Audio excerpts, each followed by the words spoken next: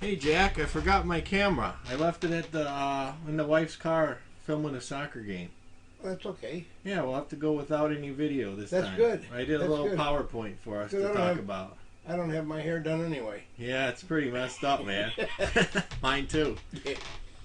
But hey, you know when I was talking last time about that robot that I bought in the Yeah. auction? Yeah. And I didn't do a whole lot of research, and I just quickly walked into a Impulse. bought it. Yep. Well, now we want to talk about the opposite thing, about moving quickly when you're buying big lots at an estate. You better move quick. Now, both of us had situations recently. We let our guard down. Yeah, Both of us. That's funny, isn't it? yeah, it happened to both of us, so I figured it's worth talking about. Sure it is. Because we've talked about it before and we both know better. Yeah. Remember when we bought the Nazi stuff? Okay, yes. When we bought the Nazi stuff, We walked in there was a whole garage full of stuff, whole garage full of boxes, and you couldn't hardly see it, but there was some Nazi stuff hanging out. and you hardly opened any of the boxes. I just looked at them. I didn't touch You nothing. glanced at a few of them. Yep. And I remember I thought you were going to have a heart attack or kick me in the shins. She says, I want 3,000 for it. And I said yes so fast I thought you were going to hit me. I was kind of scared. Yeah. But it worked out. Now, what we did in that situation, we didn't pull stuff out. We didn't let them look at it and reminisce about it or think twice about it. We just said, okay, we'll pay your price. And immediately we got both our vehicles there and started loading up. And she was already taking stuff, remember? I don't know if she took anything or Remember not. this stuff sitting inside the door, Vince? Come on, we went inside. Oh, yeah. Well, Okay. So, the more time from when you see the stuff to when you pick the stuff up, the more time that goes by, the more that's going to be missing. Sure. Now, in that other situation, if you remember, I called you on the very first day, and I said, Jack, can you come down here and help me out with this load of stuff? $3 a box is what I was offering. But you didn't come down. Yeah, that's right. And I said, I remember how many boxes I estimated, about 60 You 60 counted them. some boxes. You said 62, 65 boxes. Now, when you went back there, how many boxes were there? There was about 30. No. There was 35 or 40, but then I bought 8 or 10 boxes, see. So half the boxes disappeared from the time when I first got there to the time when you got there about a week later. And not only that, I always tell people, look, I'll buy them for $10 a box, and I'll take a chance with what's in them, win, lose, or draw. Mm-hmm. I said, I'll buy these 5. I said, if they're good, I'll come back. Well, right away they want to dig in them. When they do that, it's going to be hard to make any money with them. So you got, I mean, the bottom line is, when you see this stuff, you're going to run into situations where there's lots of stuff. Big lots of stuff. You got to do a quick estimate in your head. Figure out what you think. Be conservative, but, you know, like you said, $3 a box. Sight unseen. And that's what it was worth, actually, this stuff now that's left. But if you would have got all the boxes at $3 a box, you would have had some home runs in there. Absolutely. But when the boxes got picked over by the seller, all the good stuff, well, she knew her stuff pretty good. A lot of the good stuff got taken out of Well, it. some of it was taken out after I bought it, or, I can't give you this, Yeah, so I mean there was a mistake there, opening the boxes in front of the seller. But I didn't open them. Oh, she opened them? Absolutely. Okay, well, try not She to said, let's go pull through stuff this. out when you're buying this stuff, because the more they see, the more they're gonna want to keep. Yeah, I think that what you said about being friendly and don't get and take advantage of, Mm-hmm. I think that you hit that right on the head. That's worth repeating. Tell them what you wrote down there. That's good. Yeah, I mean, I feel like sometimes I get taken advantage of because I am gullible, and I say, okay, yeah, I'll buy this, or I'll help you out. I'll tell you what it's worth, and then when I go back to get Yeah, it, they've sold it.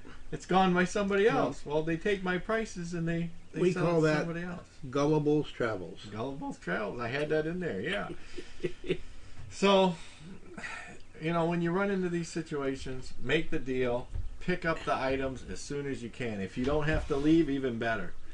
Remember what I said? When I got there, they tried to sell me individual stuff over and over and over and over again. Finally, I said, look, I'm here to buy in a lot. I don't buy individually. Although I would under the right conditions, but what I was seeing wasn't worth messing with.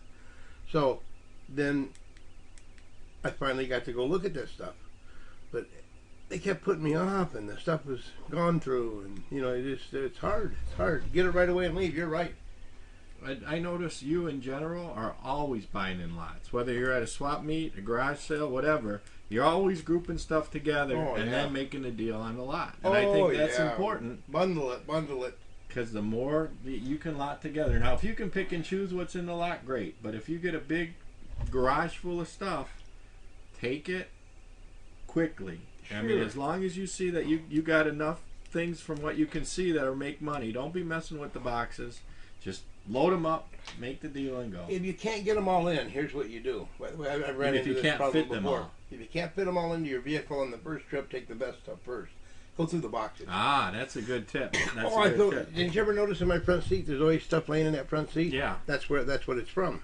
Okay, so if you can't fit it all, take the stuff that you know is good and leave the big heavy stuff. We did that. We tried to do it with that other stuff, if you remember, over there in that big garage with that Nazi stuff. Mm-hmm. Remember that? Yeah. Well, there was so much stuff there. There were a lot of unknowns there, but you know, the stuff that you knew about, you took right away. Right. But that's what I do is I throw that stuff in the front seat. Like I go through the boxes, I see it, I carry it right out and put it in the front seat. And so on. Then I'll lay a blanket down or something and throw something else on top of it. I won't even pack it. And then I take the other boxes and tighten it up. And then I take the best stuff. It's really important. You know, this is a good video. I wonder how many other people have had that experience where you want to buy something, you turn your back and they change their mind. Yeah, or you make a deal on something, and when you go back, the cream of the crop, the best part of the deal is missing. That just happened to me. Yeah. So it's happened to both of us. Tell us, guys. Put some comments down below. Tell us what happened to you. I'm sure we're not the only two guys that it's happened to. I'm not going to mention a circumstance, but I know that he had some really nice weapons. Remember that? Yep, I remember that. And you'll never believe this. They just disappeared off the face of the earth. Yeah, well, they got sold. They got sold to friends instead of the guy that did all his homework on them. But this is a business. This isn't the be nice guys. Yeah, this is a business. You got to think of the bottom line, and you know. I usually get beat by real much older people than me. I noticed that. Yep. If I'm going to get hurt, I get hurt by them because it's hard. It's just hard. You try to be nice. They're older than me every time. Remember that time where you bought the ivory? Oh, yeah. Yeah. We went to an old lady's house, and I brought Jack to show him because this lady's house was like a museum. I'm into ivory stuff, too. And he likes ivory. And I don't know what happened there, but she was an older lady, and she was showing him individual pieces. I took her word for it. And he bought them. Matter of fact, I corrected her on that one, remember? You told her it was bone. Yeah, I said, this one's bone, that's not ivory. And she said, yeah, you're right. And then the ivory piece, I took her word. I didn't even look at it, remember? Yeah. And so we come back here, and as we come back, I looked at you, and I said, this isn't ivory, Vince. And you said, how do you know? I said, I just know.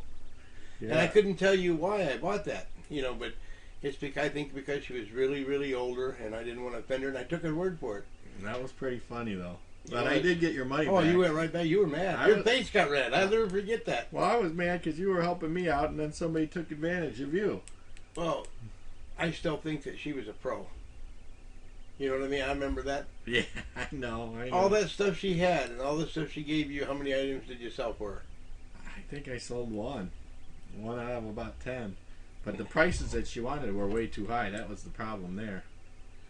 Well, she'd only been in the business 60 years. Do you reckon she knew what ivory was?